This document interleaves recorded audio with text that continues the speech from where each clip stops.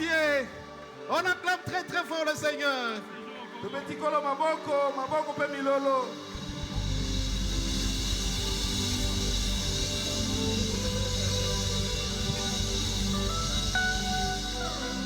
Il s'appelle Raoul Wafo, un grand homme d'affaires, un grand homme qui part de la foi. On peut même lui dire qu'il est l'architecte de la foi. Que tout le monde connaît.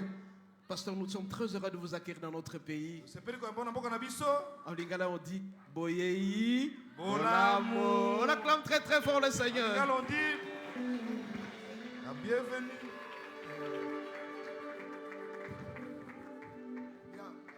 Je me suis vraiment délecté dans la présence du Seigneur depuis ce soir. Je me suis vraiment délecté dans la présence du Seigneur depuis ce soir. Je me suis vraiment réjoui. J'ai été tellement béni par les messages que j'ai entendus. Et j'ai vraiment aimé l'esprit avec lequel les hommes de Dieu qui m'ont précédé ont parlé. Le pasteur Guy Wembo, j'ai vraiment aimé. Vraiment. Alors cet équilibre qu'il y a entre servir Dieu et la famille. Et c'est vraiment important. Quand il faisait référence à sa femme et de consulter sa femme. Afin de ne pas handicaper sa famille. C'est un moment bénissant. Des exemples pratiques. Que dit dans du pasteur Amos Mbayo. C'est vraiment fort. Hein? Très très très prophétique. Et donc vraiment que le Seigneur vous bénisse très très abondamment. Alors je voudrais vraiment rendre grâce à Dieu pour ce grand homme que je connais depuis quelques années maintenant. On a eu le temps de se voir quand je viens à Kinshasa. Dans ma suite on parle. Et j'ai toujours vu sa préoccupation l'œuvre de Dieu. Et je sais que son cœur bat pour l'œuvre de Dieu. Et vous savez que vous pouvez servir Dieu sans que votre cœur ne batte pour l'œuvre de Dieu. Et je pense qu'aujourd'hui, dans cette génération, sans serviteur de Dieu, on a, sans exagérer, peut-être 90 qui se servent de Dieu et non servir Dieu. Parce que personne ne sait exactement quelle motivation David avait quand il affrontait Goliath. Est-ce parce que véritablement il voulait le descendre pour le peuple ou alors il pensait à épouser la femme du roi?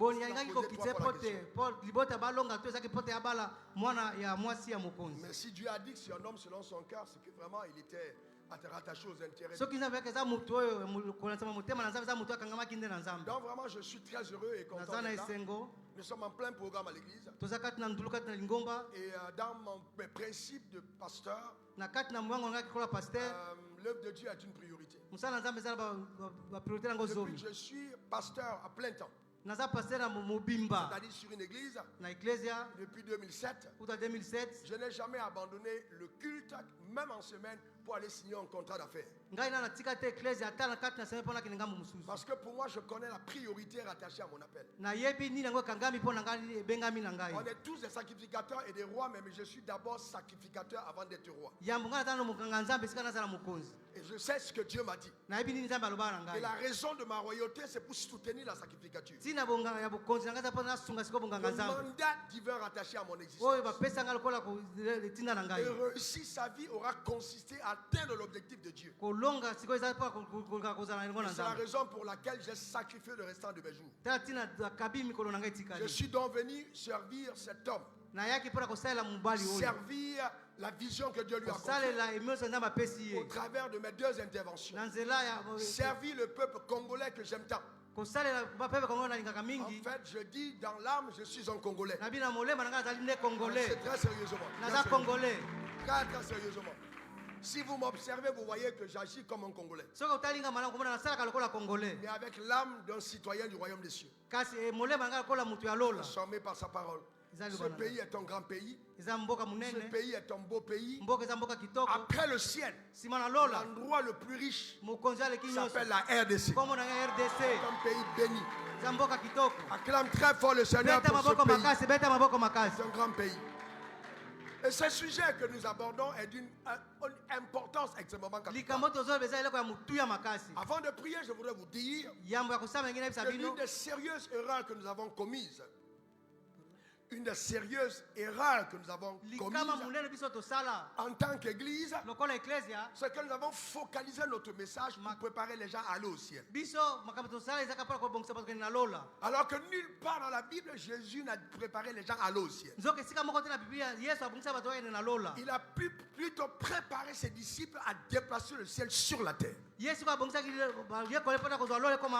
Afin que notre vie sur terre ressemble étroitement à ce que le ciel est. Que notre bonheur ne soit pas après la mort, mais que sur la terre des hommes, les gens qui nous voient vivre se rendent compte que nous sommes différents.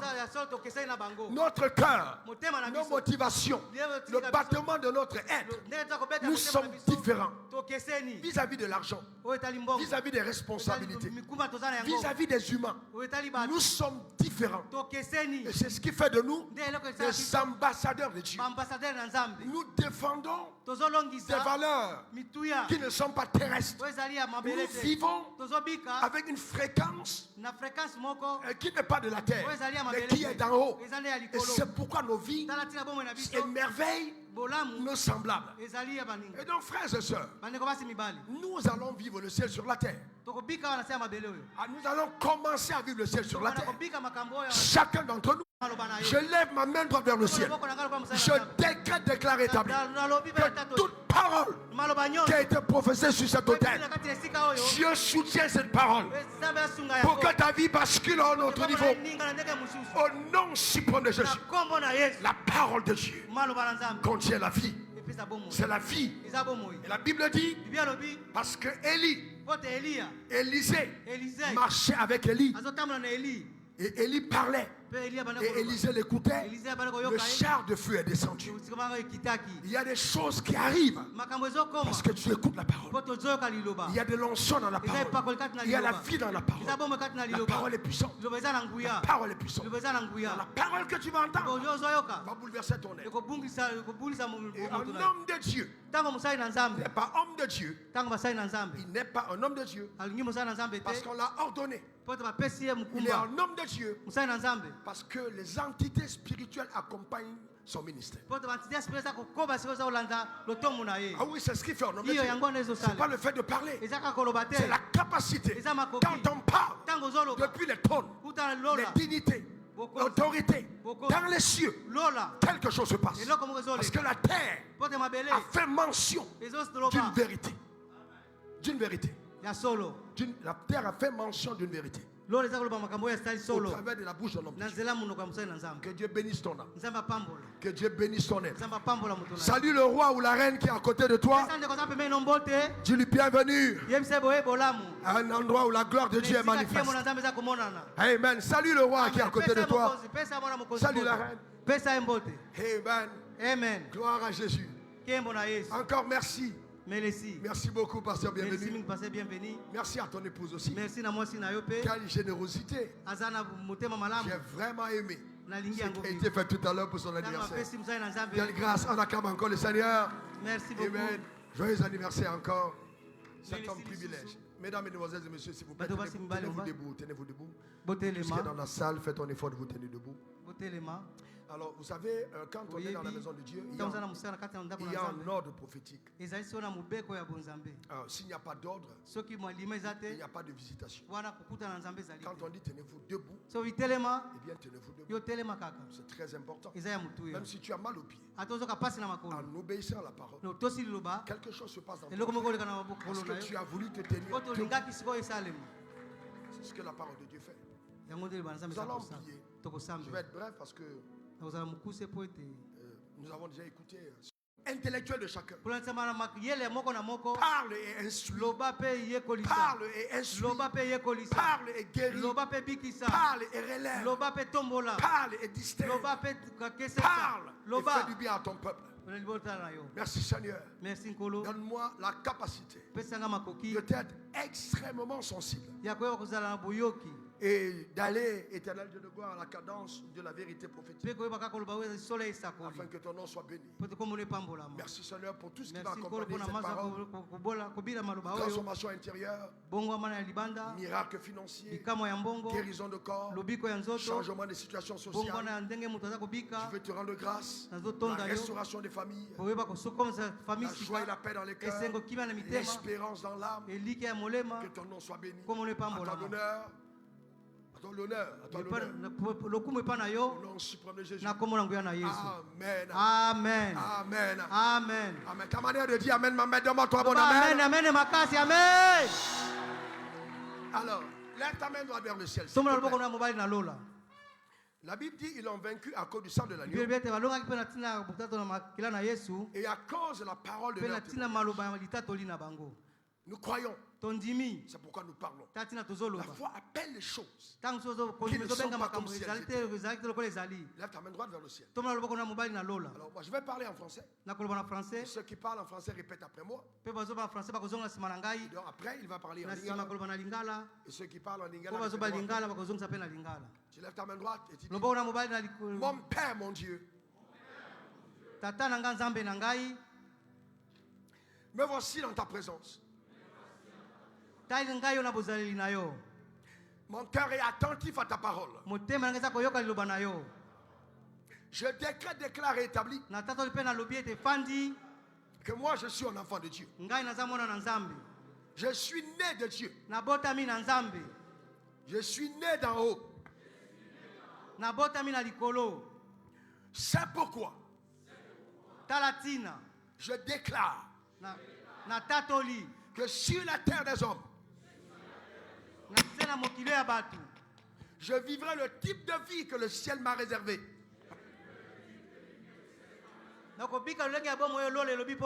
Je suis béni en Christ Jésus. Je suis élevé par la grâce de Dieu. Je suis son ouvrage qu'il a recréé en Christ Jésus pour que j'accomplisse les œuvres que Dieu a préparées d'avance.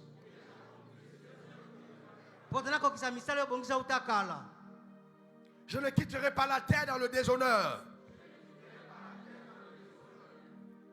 Je ne quitterai pas la terre dans le déshonneur. Je déclare que je vais honorer Dieu avec ma vie.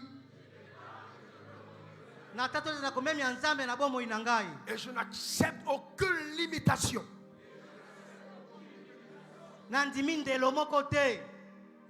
Car je me sais capable de faire tout ce que Dieu a voulu que je fasse.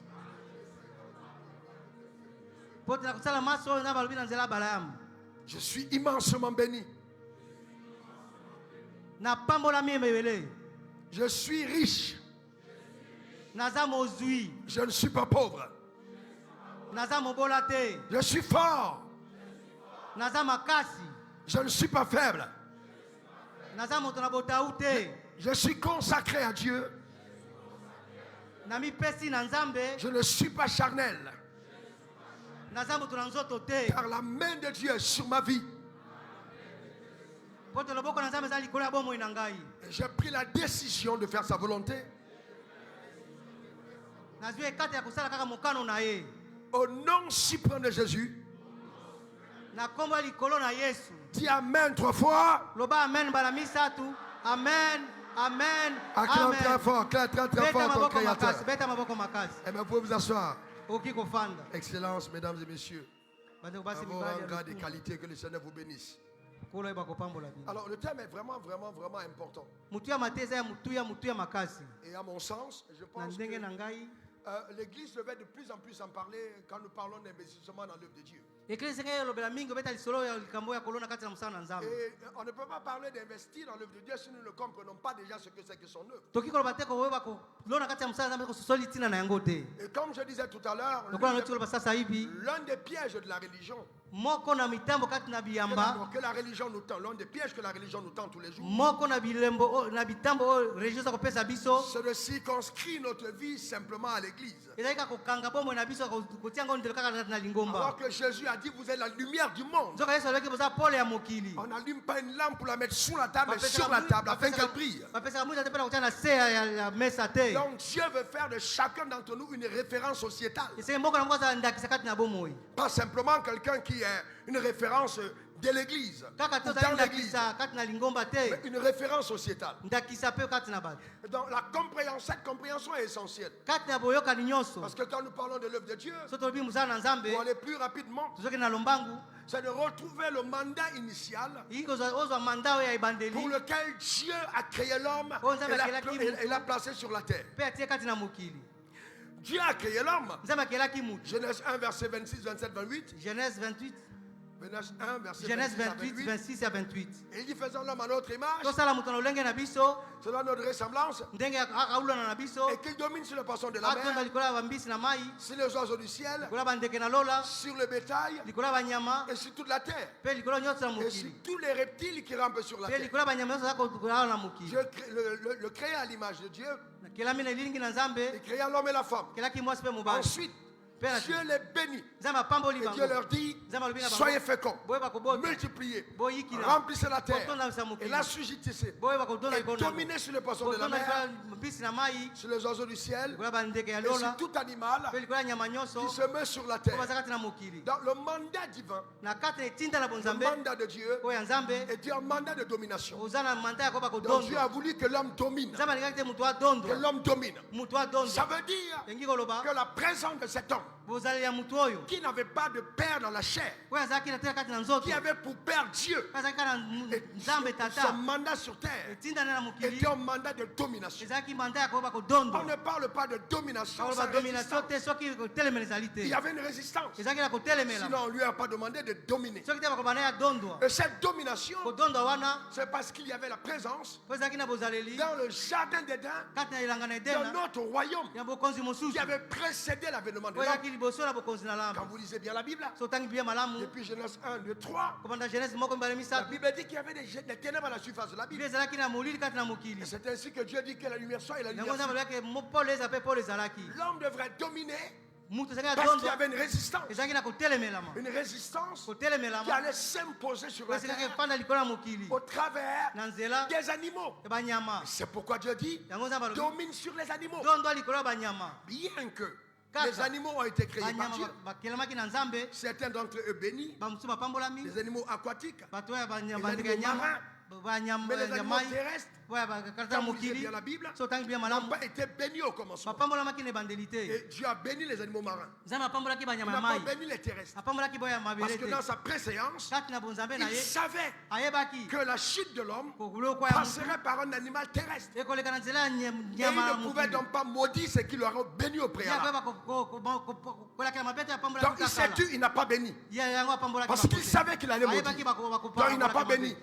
Il l'a laissé. Mais il dit à l'homme, résiste sur les animaux. Donc ça veut dire que la vie en Dieu n'a jamais été une vie facile. Jamais facile. Parce que la foi ne rend pas les choses faciles. Elle les rend possibles. Le premier homme que Dieu a créé était un homme béni. Dieu l'a béni. Il n'a même pas dit bonjour. Il n'a pas dit Adam, comment tu vas? Il dit je te bénis. Ça veut dire qu'il était rempli de désir de voir cet homme réussir. Et sans cette bénédiction, l'homme ne pouvait pas réussir. Il a dit béni. Mais malgré ça, nous savons bien, cet homme n'a pas réussi. Et alors qu'il a été béni. Regardez bien que l'avènement de cet homme a été précédé par l'avènement de deux règnes. On a premièrement le règne végétal. Dieu a suscité les plantes avant l'avènement de l'homme. Et même la terre a été suscitée avant que l'homme ne vienne. Donc tout ce qu'on appelle trésor et richesse était déjà présent dans le jardin d'Éden. L'or, diamant, cobalt, et toutes ces choses, ces richesses étaient là. La mer était déjà existante. avec tous les trésors à l'intérieur. C'est dans ce panorama-là, dans cet environnement, que Dieu va établir l'homme. Ensuite, on avait le règne animal qui était déjà là avant l'homme. Dieu établit l'homme maître sur deux règnes. Le règne animal et le règne végétal. Il dit tu domines sur toute cette sphère. Et il dit au verset 29, je te donne du fruit d'arbre qui contient de la sémence, ce sera ta nourriture. Observez qu'il dit, je te donne du fruit d'arbre portant de la sémence, ce sera ta nourriture. Et au verset 30, il dit à tout animal, je donne toute herbe verte pour nourriture. Ça veut simplement dire que la différence entre l'homme et l'animal, c'est la sémence. Parce que l'homme devrait manger ce qui contient la sémence. Et les animaux devraient manger ce qui n'a pas de sémence. Donc la différence entre l'homme et l'animal, c'était la sémence. Donc Dieu ne considère pas que tu es un homme si tu n'as pas accepté le principe de la sémence. Il est fondamental. C'est pourquoi toute déchéance d'un homme, il est transformé en homme animal. Et c'est normal que les gens s'opposent. Oh, mais ces églises-là, on demande trop d'argent. On demande trop d'argent. Mais parce que Satan sait, il connaît la puissance qu'il y a derrière la sémence. Il sait que c'est le principe majeur. Ce principe est fondamental. Si on ne t'a pas enseigné à donner, on a limité ta vie. On a muselé ta capacité à émerger dans la domination. Aucun homme ne domine sans s'aimer. Impossible. Et Satan le sait. Satan le sait. C'est pourquoi, frères et sœurs, je vous donne un témoignage. J'ai mon ami à Lubumbashi. Et je vais dans son église. Il dit couper les caméras sur l'heure de l'offrande. Je lui dis ne coupez pas les caméras. Pourquoi on coupe? On n'est pas des voleurs. On n'est pas des braqueurs. On n'est pas des braqueurs. On ne fait pas des choses mauvaises. On doit dire bibliquement aux gens de donner pour Dieu. On ne doit pas avoir honte de le dire. Je lui mettez les caméras en face. Et j'ai pris l'offrande. Pourquoi? Parce qu'il faille que nous comprenions que c'est quelque chose de vital et fondamental. De vraiment fondamental. La sémence. Le fruit important de la sémence. Chaque provision que Dieu met dans ta main, il y a à l'intérieur une sémence qui appartient au royaume des cieux.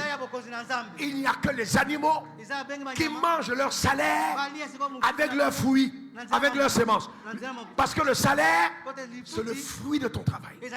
Tu ne peux pas manger ton fruit avec le noyau.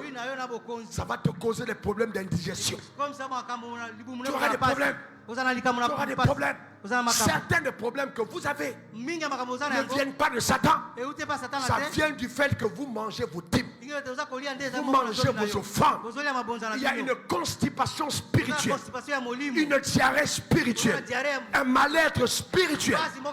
Et demain, je viendrai avec les instruments pour te purger et enlever tout ce qu'il y a à l'intérieur pour que ta vie redémarre. Ta manière de dire amen m'embête. Donne-moi ton meilleur amen. Personne n'a le droit. Personne. Frère, écoutez-moi. Ces gens donnent leur mère. Ces gens, ça donne leur mère. Leur maman, elles donnent leur maman. Ces gens donnent leur maman au diable. Ils donnent leur maman au diable. Ils donnent leur papa au diable. Ils donnent leurs enfants au diable. Et ils vous disent de donner à Dieu, c'est mauvais. Mais en dehors de Dieu, toi tu as qui? En dehors de Dieu, qui a qui d'autre? Nous n'allons pas adorer Satan. Parce que Jésus est notre maître. Nous n'allons pas aller dans les sectes. Nous n'allons pas aller dans la sorcellerie. Parce que nous connaissons le véritable. Nous connaissons l'éternel. Comme a dit le pasteur. Car avec tout ce que nous avons, nous allons l'adorer. Parfaitement l'adorer. Écoutez-moi très bien. Peuple congolais. Peuple béni de Dieu. Peuple adorateur. Toute adoration sans sacrifice est une imitation et non une adoration. Je reprends. Toute adoration sans sacrifice est une imitation et non une adoration. L'adoration a commencé dans la Bible quand notre père Abraham a pris son fils Isaac et il est allé vers la montagne. Il a dit aux autres, restez ici. Moi et mon fils, nous allons sur la montagne pour adorer. Voilà la vraie adoration. Il n'y avait pas d'instrument. Il n'y avait pas d'instrument. Il n'y avait pas de musique. Il n'y avait pas de danse. Mais il y avait une mélodie intérieure. La mélodie de l'obéissance. La véritable adoration d'un cœur qui décide. Un cœur qui décide de vivre pour Dieu. C'est ça que Dieu recherche. Ce type d'adoration. Sur l'autel de la consécration. Voilà ce que Dieu attend de nous. N'en ayons pas honte. J'aurai peut-être le temps de vous partager mon témoignage. Et la raison pour laquelle j'ai une telle passion pour ce Dieu, c'est qu'il est le véritable. La parole de Dieu marche. Je suis arrivé en Côte d'Ivoire en 2007. J'ai passé ma première nuit dans une gare de bus. Parce que je n'avais pas d'argent. Et Dieu m'avait dit. Il a dit tout à l'heure, Dieu m'avait dit. Dieu m'avait dit. Parce que c'est ça la clé. Tu ne peux pas dire que tu as la parole de Dieu et tu es pauvre. C'est impossible. Dieu m'avait dit. Dieu m'avait dit. Dieu m'avait dit. Dieu m'avait dit. Va en Côte d'Ivoire. Dieu ne trompe personne. Personne. J'ai fait 3 mois dans un camp de réfugiés. Je me mettais en rang pour aller aux toilettes. Je sors d'une famille modeste quand même. Mais c'était le prix à payer. Et donc, aujourd'hui, ce qu'on voit là, je parlerai demain de comment on fait pour y arriver. Écoute-moi bien, Dieu est capable de prendre ta vie là ou là maintenant et faire de toi la personne la plus exceptionnelle du Congo. La plus exceptionnelle. La plus exceptionnelle. Écoute-moi très bien, la plus exceptionnelle. Le plus important, c'est que dans ton cœur, la confiance que tu places en ce Dieu ne soit jamais arrêtée. Jamais arrêtée. Quel que soit ce qui arrive. Tu dois être à même de savoir et d'affirmer, quelles que soient les circonstances. Je sais que mon Rédempteur est vivant. Je sais qu'il interviendra. Je sais qu'il fera ce qu'il m'a dit. Quel que soit ce qui arrive. Quel que soit ce qui arrive. Et l'église, c'est l'endroit où vous avez l'opportunité de côtoyer le roi quand il est encore en habit d'esclave. C'est l'endroit où vous avez la facilité de côtoyer le chef alors qu'il n'est encore qu'un chiffon. L'église, c'est ça le miracle de Dieu. Parce que si je vous dis la vérité, personne d'entre vous ne connaît son voisin véritablement. Personne. Il y a des choses que Dieu a mis dans ton cœur. Personne d'autre ne croira en ça. Même si tu ouvres ta bouche pour le dire. Mais je te dis en tant que prophète de Dieu, garde ta foi. Donc ces messages vont t'aider à franchir le chemin, à avancer vers ta destinée secrètement jusqu'au jour où le ciel va s'entendre publiquement ce qui a été rattaché à ta vie. Souvenez-vous d'Abraham. Dieu lui dit, quitte ton pays. Genèse 12, 1, 2, 3 ta patrie. Genèse 12, 1, 2, 3 ta patrie. La maison de ton père. Vas-y dans le pays que je te montrerai. Je te bénirai. Pas je te bénis, je te bénirai. Au futur, je rendrai ton nom grand.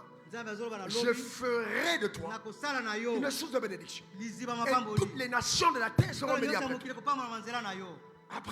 Abraham va avec une promesse sans recevoir la bénédiction. Jusqu'au jour où, sur le chemin de l'obéissance, il prend la résolution de prendre son fils et d'aller à la montagne pour donner à Dieu ce que Dieu a exigé de lui. Alors, ce jour-là, quelque chose d'incroyable va se faire. Dieu dit à Abraham, Genèse 22, 16, 17, 18, puisque tu as fait cela, que tu ne m'as pas refusé ton unique, maintenant que je sais Que tu me crains. Que tu me crains. Que tu me crains. Oh, Dieu, quand même, soyons sérieux. Que tu me crains. Et pendant ces 133 ans, est-ce que Abraham ne craignait pas Dieu?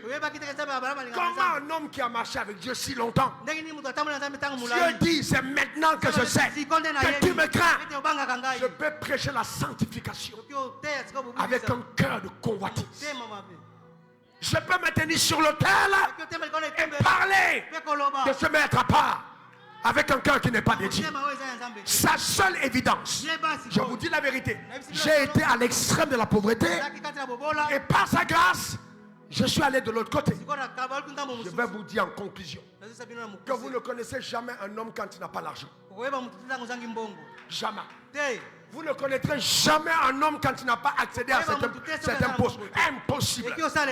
Le seul révélateur de ton cœur s'appelle la visitation divine ou alors le matériel. C'est là où on sait que tu aimes Dieu. Maintenant que je sais que tu me crains. Puisque tu ne m'as pas refusé ton fils. Puisque tu as fait ça. Puisque tu as fait ça, Abraham. Puisque tu as fait ça. Écoute-moi, Abraham, je te bénis. Maintenant, écoute-moi bien, Abraham. Écoute-moi bien. Toutes les nations de la terre. Toutes les nations de la terre seront bénies à ta postérité. Et oui, toutes les nations de la terre, à cause de toi, Abraham, à cause de toi, ce que tu as fait. Ce que tu as fait là, il y aura une visitation. J'intègre totalement ce qu'a dit le pasteur. Le sacrifice parle au-delà des générations. Au-delà. La raison pour laquelle les autels de famille ont empêché des gens à vivre plus de 50 ans. C'est parce que nos aïeuls ont déposé des sacrifices sur les autels. Et ce sont ces sacrifices qui donnent légitimité. Écoutez bien, je vais calmement. Légitimité. C'est-à-dire, le ciel lui-même trouve légal, juste, que cette limitation existe. Parce qu'elle a été basée sur des accords d'alliance.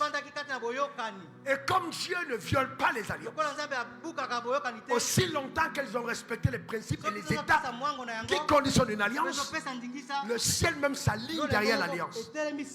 Jusqu'au jour où un homme décide de remplacer cette alliance par une autre alliance, de bâtir un autre autel, capable de détruire, capable d'avaler, capable de faire une mise à jour prophétique, une mise à jour, d'effacer les fichiers et les anciennes données pour repartir à nouveau au travers d'un autel, au travers d'un sacrifice. Je lève ma main droite vers le ciel. Je décrète et carré établi que tout ce que tu as posé comme sacrifice devant l'autel va propulser ta vie dans un autre palier, une autre dimension de la grâce de Dieu. Tu vas à un autre palier. Je te vois accélérer. Je te vois courir. Je te vois aller à une vitesse que personne ne sera à même d'interpréter. Je vois les portes s'ouvrir devant toi. Je vois les hôtels se taire. Je vois l'argent arriver. Je vois de nouveaux contrats. Je vois de nouveaux marchés à cause de ton cœur. Ce soir devant l'autel. Parce que pendant que je parle, tu te dis dans ton âme, oh Dieu, bénis-moi pour ton œuvre. Et le Seigneur a agréé. Parce que quand je parle, dans ton cœur tu dis, c'est terminé. Je veux vivre le type de vie que Dieu me réserve sur terre. J'établis sur ta vie que tu ne mourras pas en dehors des desseins prophétiques. En dehors des desseins prophétiques. En dehors des desseins prophétiques. Tu ne mourras pas en dehors des desseins prophétiques. Ce que le ciel a arrêté, c'est ce que tu vas vivre. Le nom que Dieu t'a donné quand il t'a conçu devant l'éternité, ce nom-là se révélera devant tous.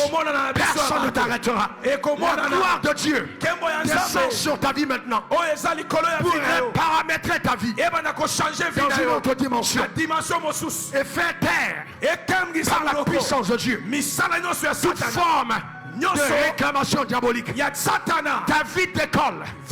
Ta vie est propulsée. Ta vie est portée. Ta vie est élevée par la grâce de Dieu dans le nom suprême de Jésus.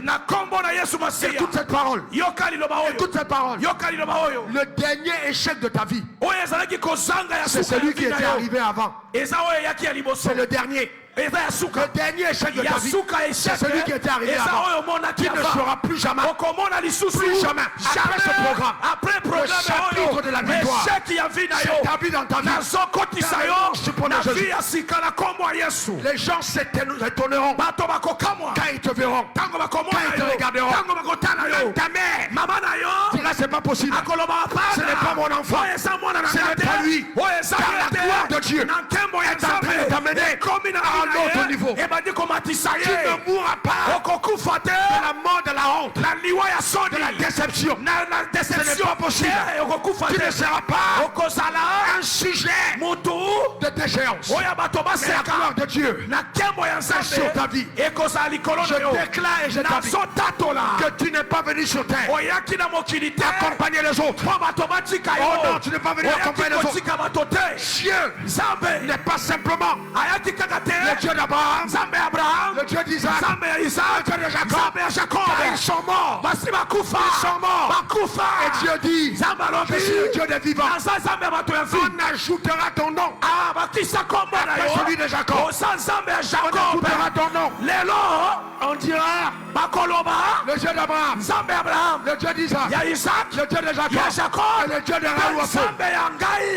C'est ton partage, c'est ta portion, c'est ton héritage. Donne-moi ton meilleur amen. Donne-moi ton meilleur amen. Écoute-moi très bien. Écoute-moi très bien. J'enseigne la parole de Dieu.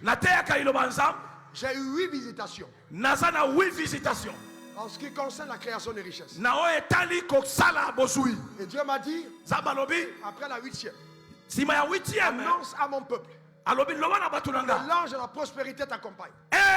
C'était difficile parce que j'ai eu un background plus sévère que celui des assemblées de Dieu. Et donc dire ces choses semblait être quelque chose de très étrange. J'ai fait appel à mon père spirituel. Nous avons discuté sur les révélations. Il m'a regardé. Il m'a dit prêche ce que Dieu t'a dit. Prêche ce que Dieu t'a dit de prêcher. Écoute-moi attentivement. Ne t'en veux jamais d'être béni par Dieu. Ne t'en veux jamais d'être élevé par Dieu. Ne t'en veux jamais d'être riche. Ne t'en veux jamais d'être puissant. Parce que c'est l'expression parfaite de la nouvelle création. C'est l'expression parfaite. Ne t'en veux jamais. Et le drame, écoutez-moi très bien. Le drame, c'est que nous pensons que la prospérité, ce n'est que l'argent. C'est très faux. La prospérité est un protocole divin. Écoute-moi bien, un protocole divin qui a été rédigé et mis à disposition pour le racheter, pour le choisir, pour l'élu de Dieu, afin que par ce protocole, il dispose de tout ce qui est indispensable pour réussir sa vie sur terre. Tout ce qui est indispensable. Ce n'est pas que l'argent. Ce n'est pas que l'argent. L'argent est une conséquence. De la prospérité. La prospérité, ce n'est pas que l'argent. J'enseigne et je prouve. Je démontre que l'argent c'est la 3e richesse de l'univers. Il y a des choses qui ont plus de valeur que l'argent. Il n'y a que le pauvre qui pense que l'argent c'est la première richesse. Il y a des richesses plus puissantes que l'argent. Joseph arrive chez Potiphar. Et la Bible dit, la prospérité l'accompagna. Il n'a pas de maison. Il n'a pas de voiture. Il n'a pas de femme. Mais la Bible dit la prospérité l'accompagna. Dans la maison de Potiphar, il est employé chez quelqu'un. La prospérité est avec lui. Il va en prison. Et la Bible dit la prospérité l'accompagne. Ça veut dire la prospérité. Ce n'est pas la richesse. C'est une entité. C'est un protocole. Et je vois ce protocole accompagner. Tiens, viens de l'autre côté. Vas-y. Viens. Quelqu'un d'autre à sa place. Un jeune, viens rapidement. Bon, viens, monte, tu peux. Monte, papa. Ah, viens. Voilà. La prospérité. L'accompagne. Marche. Tambola. Prospérité derrière. Et Derrière. Partout il part. La prospérité l'accompagne. Stop à cette marche. Stop. Reste là. Ça c'est chez Potiphar. Oui, c'est pas Potiphar. La prospérité est là. Elle était déjà là. Quand on l'a vendue, elle était avec lui. Pas à cause de lui, mais à cause de son père. Et du père de son père. Cette prospérité était héréditaire. À cause de l'alliance contractée avec Abraham. C'est pourquoi la blanche est derrière lui. Pas pour veiller sur lui, mais pour veiller au plan qu'il représente. Parce que lui qui est là, il représente ton plan. Et s'il échoue, le plan de Dieu échoue. S'il est en retard, le plan de Dieu est en retard. Donc Dieu ne permettra pas que ce gars, quelque chose arrive qui vient de l'enfer. Ça s'appelle la prospérité. Et vous savez, autre chose. Cet homme reste là. Cet homme, chez Potiphar, est tellement à l'aise que Dieu doit faire quelque chose pour que les plans se réalisent. Il va, suivez-moi bien. Il va, suivez-moi bien. Il va, suivez-moi bien. Amener la femme de Potiphar à tomber amoureuse de lui. Prospérité na ye na bozui yo nzamba pesa ki ye esali ke mwasi ya mokonzi na ye alula ye po azalaki na lipamboli. Ce n'était pas le diable. Ezalaki satate parce que Dieu savait nzamba yeba que si Joseph n'a pas un problème sérieux chez Potiphar, et pas Potiphar, jamais il n'arrivera au trône. Si Joseph n'a pas ce problème, jamais il ne montera. Alors l'ange de la prospérité est allé commencer à parler à la femme de Potiphar qui a eu des sentiments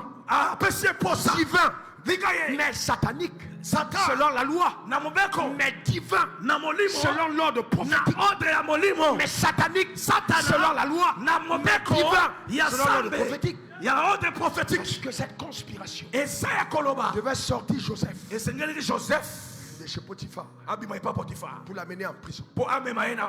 Parce que c'est là que la prospérité allait mettre le jet privé de son élévation. La prison était dans la piste. Le jet privé qui prend Joseph au premier ministère était en train de l'attendre. Je suis en train de dire que je sens la présence de cet ange.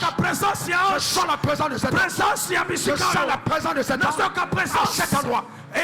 Si je vous donne mes notes, ce que je vous dis n'est pas dedans. Est-ce que j'ai ouvert la bouche par la sensibilité? J'ai été orienté vers ce sens. Donc je sais que c'est Jésus qui te parle. Dans cette prison. Dans cette prison. Alors que Joseph pensait qu'il était oublié, que sa vie glorieuse était passée. C'est là que l'ange est venu le prendre. Après avoir causé des problèmes. Après avoir causé des problèmes. À Pharaon. Est-ce que tu sais que maintenant que nous parlons, Dieu peut te recommander au lion cette nuit. Dieu peut parler de toi. Il peut montrer ton visage. Et le lion demande, mais qui est cet homme-là? Ça fait 7 jours, cherchez-le-moi. Et Dieu dit, amène-le auprès de toi. Les gens ne savent pas de quoi tu es capable. Les gens ne savent pas de quoi tu es capable. Les gens ne savent pas de quoi tu es capable. Tu es capable de tellement de choses. Ne dis jamais, Dieu m'a abandonné. Jamais. Personne, je suis certain, peut honorer Dieu avec son cœur, avec ses avoirs, et être lâché par Dieu. Et puis jamais. Impossible. Pharaon fait un songe que personne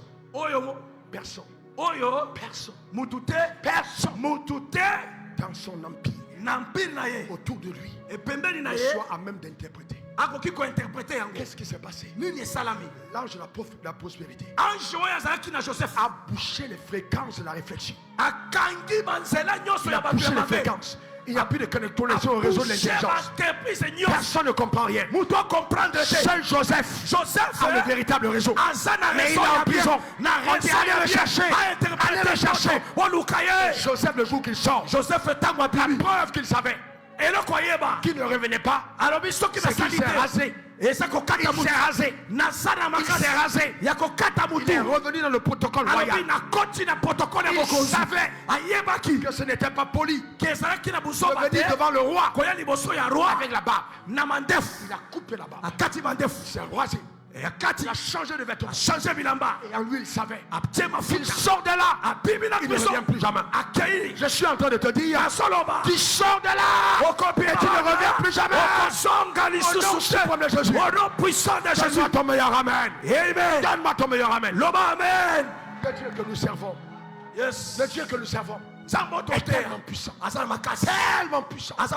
Tellement puissant. Si nous comprenions ça, Joseph est la conséquence du sacrifice d'Abraham. Jusqu'où Dieu est capable. Jusqu'où Dieu est capable. Vous savez jusqu'où Dieu est capable. Vous savez que je suis très très choqué quand je vois un homme de Dieu qui estime qu'il est loin parce qu'il a une grosse voiture, parce qu'il a un jet privé. Ça me fait rire. Si nous savions ce que c'est que la bénédiction, si nous savions, frères et sœurs, si nous savions, vous savez, la raison pour laquelle les gens deviennent orgueilleux, c'est parce que leur prospérité n'a pas de substance. Il n'y a pas de profondeur. Quand vous entendez quelqu'un dire, j'ai bâti cette église tout seul, parce que quelque chose allait se passer dans ma famille. C'est ça des dimensions. Vous vous rendez compte que Dieu marche avec la personne. Ah oui, c'est important. Je ne suis pas un grand homme à cause de ce que je possède. La grandeur dans le royaume est définie par ton investissement et non par tes avoirs. Je reprends. La grandeur dans le royaume est définie par tes investissements et non par tes avoirs. C'est ça. Et un jour, un pasteur m'a invité. Parce qu'il y a des choses étranges qui se produisent au travers de ce ministère. J'ai vu des gens, vraiment des gens partis de rien, atteindre des dimensions incroyables. Vous êtes loin d'imaginer ce que Dieu peut faire quand votre cœur est rattaché à sa parole. J'ai vu Dieu faire des choses étranges. Des choses étranges que je sais qu'il fera dans ta vie pendant cette période. Des choses étranges. Des choses étranges. Par sa grâce. Des choses étranges. Le Dieu qu'on sert est un Dieu extraordinaire. Vraiment extraordinaire. Et nous ne devons jamais nous permettre de limiter sa capacité à accomplir ce qu'il a promis. Ni le temps, ni les circonstances, ni les saisons, ni les